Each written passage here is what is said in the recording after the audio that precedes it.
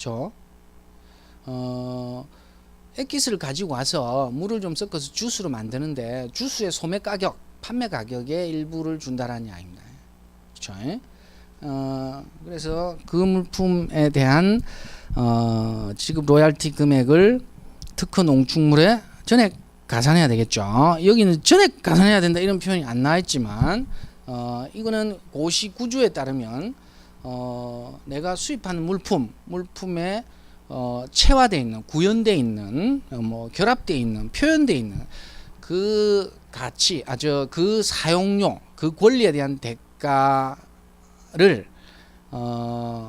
전액 가산하는 경우는 내가 수입 물품에 체화되어 있는 그 기술에 대한 대가로 지급한다라고 하면 별도로 안분 과정들이 필요 없는 거죠. 전액 가산하는 거죠. 내가 지급한 로얄티가 지금 특허 농축물에 녹아져 있는 특허 사용에 대한 대가로 주는 거잖아요. 그러니까 이 경우는 국내에 와가지고 다른 방법의 특허들을 뭐 이렇게 적용하거나 한 게 아니라 그에 대한 대가를 지급한 게 아니다라는 이야기예요. 그렇죠? 특허 이미 녹아져 있는 농축물에 녹아져 있는 그 기술에 대한 대가로 내가 로얄티를 주는 거지. 이 농축물을 가지고 와서 국내에서 다른 물품과 막 레시피를 섞어 가지고 국내에서 방법에 관한 특허를 적용하는 그 사용 대가로 일부를 줬으면 안분이 필요한데 지금 그건 안분 과정이 필요 없다는. 그래서 표현을 어떻게 하느냐, 단순히 쓰겠다 이렇게 표현해 놓은 거예요. 그에 대한 대가를 준 게 아니니까. 그래서 실제로는 여기에 전액 가산한다 이런 표현이 없지만 당연히 이제 이 케이스는 전액 가산해야 된다라는 이야기입니다. 전액 가산해야 된다. 무슨 이야기인지 아시겠죠? 그러니까 이제 이건 특허 농축물에 단순 희석해서 팔았고 내가 지급한 대가는 그 농축물에 녹아져 있는 기술, 그 페이턴트 기술에 대한 대가로 전액 준 거예요. 그러니까 국내에서 희석을 해가지고 완제품을 만들어서 완제품 판매가 일부를 줬다라고 하더라도 안분 과정이 필요 없다라는 이야기예요. 이거는 아셨죠? 이걸 전액 가산한다라는 이야기입니다. 전액 가산하는데 요 표현을 쫙 보십시오. 관세평가 위에서 다음 같은 견해를 표현했다. 구매자가 이들 물품 판매권을 지급해야 한다. 돼 있으니까 그러면 가산돼야 한다라고 했는데 맨 끝에 요 표현이 하나 있어요. 주목하셨는지 모르겠지만 이 의견은 수입 물품에 결합되어 있는 특허에 대해서 지급된 로얄티와 관련된 것이며 다른 사항에 영향을 미치지 않는다라는 표현이 있죠.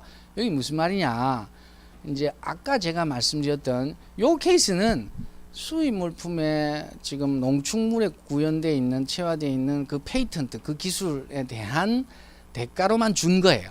그런데 만약 어떤 경우에는 요 대가와 함께 국내에서 다른 레시피를 막 써서, 그래서 더 현란한 어떤 그 섞는 혼합 기술, 블렌딩 기술을 써서 뭔가 완제품을 만들어서 그 기술가에 대한 대가까지 동시에 줬다라고 하면 안분 문제가 발생한다라는 이야기입니다. 안분 문제. 그러니까 이제 이 맨 끝에 말은 사실은 요 그 결합되어 있는 특허, 즉 구현되어 있는 특허에 대한 대가로 전에 그 지불한 경우에는 이렇게 판단하는데, 그렇지 않고 다른 사항, 상표권에 대한 사항이 있을 수도 있고, 제가 조금 전에 말씀드렸던 국내 수행되는 방법에 관한 특허가 동시에 섞여 있는 사항은 약간 다르게 판단해야 된다라는 표현을 이렇게 하는 거예요.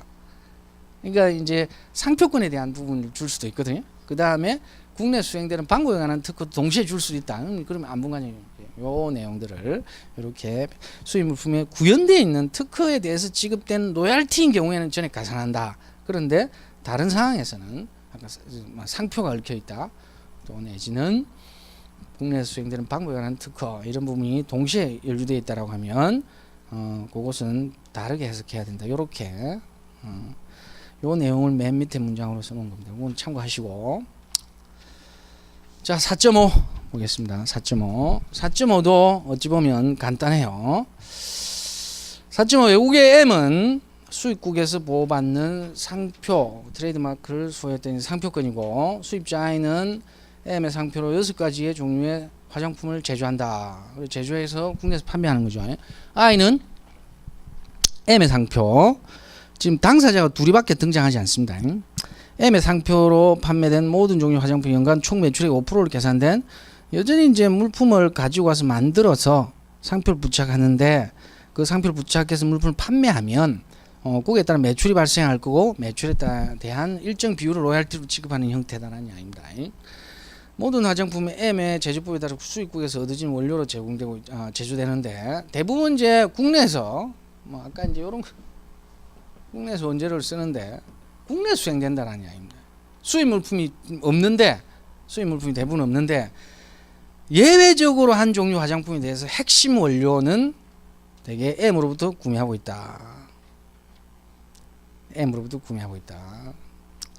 자, 이제 여기에 핵심 원료들은 대개 M으로부터 구매하고 있다. 요거 이렇게 줄을 쳐 놓으시고, 그런데 이때 수입 원료들과 관련하여 로열티는 어떻게 처리되느냐?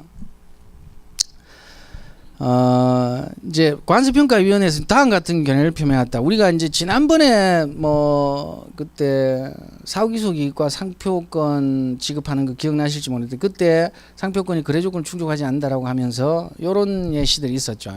국내에서 상표권 주는데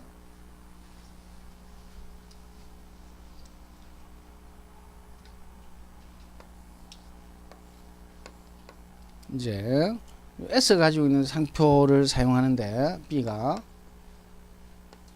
원료를 줘요. 그 다음 국내에서도 원료를 줘. 뭐 그때 이제 뭐 의류였죠. 의류를 줬는데 이 국내. 그리고 요 두 개를 썼거나 원료의 경우에 썼거나 의류의 경우에는 요 A 의류, B 의류 상관없이 전부 요 S가 가진 상표를 부착했어. 그런데 내가 전체 금액에 대해서 상표권에 대한 대가를 5% 예를 들면 얘한테 지급했다. 이때 거래 조건을 충족하지 않는다라고 봤죠.